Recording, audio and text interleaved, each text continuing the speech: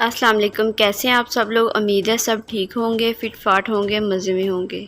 बहुत प्यारा मौसम है, हर जगह पे बारिशें हो रही हैं। उम्मीद है सब लोग इंजॉय कर रहे होंगे। आज हम बनाएंगे कोफ्ते।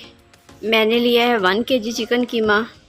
2 मीडियम साइज़ के मैंने प्याज लिए हैं जिनको बारीक चॉप कर लिया है। 4 से 5 सब्ज़ मिर्चें हैं, वो मैंने इसमें चॉप की हैं। 1 टीस्पून हम इसमें डालेंगे रेड मिर्च का पाउडर। हाफ़ टी स्पून हम इसमें डालेंगे हल्दी पाउडर। 1 टीस्पून नमक। 1 टीस्पून हम इसमें डालेंगे गरम मसाला। 1 टीस्पून हम इसमें डालेंगे खुश्क धनिया पाउडर। मैं यहाँ पे इसे मिक्स कर रही थी और सोच रही थी ये तो इतना पतला है, तो इससे कोफ्ते कैसे बनेंगे, जबकि मैं काफ़ी बार बना चुकी हूँ। फिर अचानक से याद आया कि इसमें बेसन डालना है। फिर मैंने बेसन को इस तरह से रोस्ट किया और वो इसमें डाला और दोबारा से इसे मिक्स किया। और ये हाथ से ही अच्छे से मिक्स होगा, चम्मच के साथ ये मिक्स नहीं होगा अच्छे से। मुझे यहाँ पे इसमें मिक्सचर थोड़ा सा पतला लग रहा था, तो फिर मैंने इसमें बेसन थोड़ा सा और डाला। फिर इसको मिक्स किया, 2 से 3 बार इसे मिक्स करना पड़ा। इसे अच्छी तरह से मिक्स करने के बाद हमने हाथों पे थोड़ा सा ऑयल लगा लेना है और इस तरह से इनको गोल शेप दे लेनी है। जब सारे कोफ्ते इस तरह से बन जाएंगे फिर हमने इनको रखना है फ्रिज में।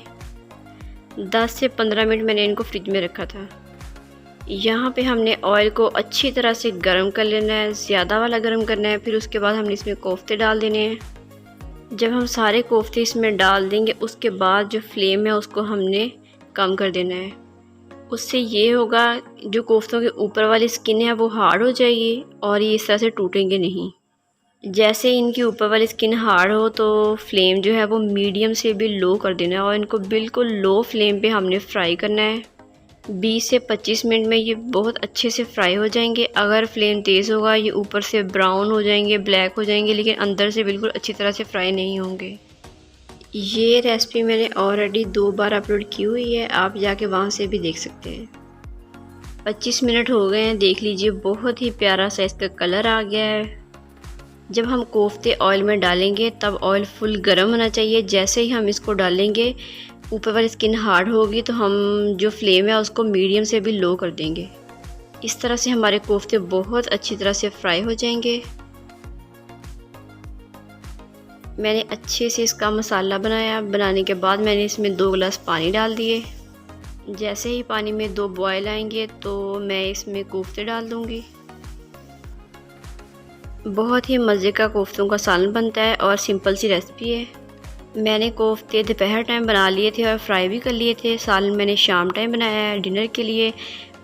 और काफ़ी सारे कोफ्ते जो हैं वो सब ने वैसे ही उठा के खा लिए, क्योंकि केचप और रायते के साथ ये बहुत अच्छे लगते हैं। थोड़े से बचे थे फिर उनका मैंने सालन बना लिया। और साथ में बन रहा था चिकन पुलाव। प्याज को मैंने अच्छी तरह से फ्राई कर लिया। फ्राई करने के बाद मैंने इसमें अदरक और लहसुन का पेस्ट डाला, साथ ही मैंने चिकन डाल दिया था इसमें। जैसे ही चिकन फ्राई हुआ तो मैंने इसमें टमाटर डाल दिया बारीक काट के और साथ में मैंने इसमें डाल दिया गरम मसाला। थोड़ा सा हम इसमें पानी डालेंगे और फिर हम इसमें डालेंगे स्पाइसेस।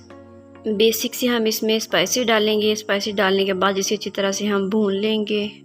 हमारे यहाँ बहुत प्यारा मौसम है। फ्राइडे वाली शाम से बारिश हो रही है और आज भी काफ़ी अच्छा मौसम है और रात में तो काफ़ी मज़े की ठंड होती है।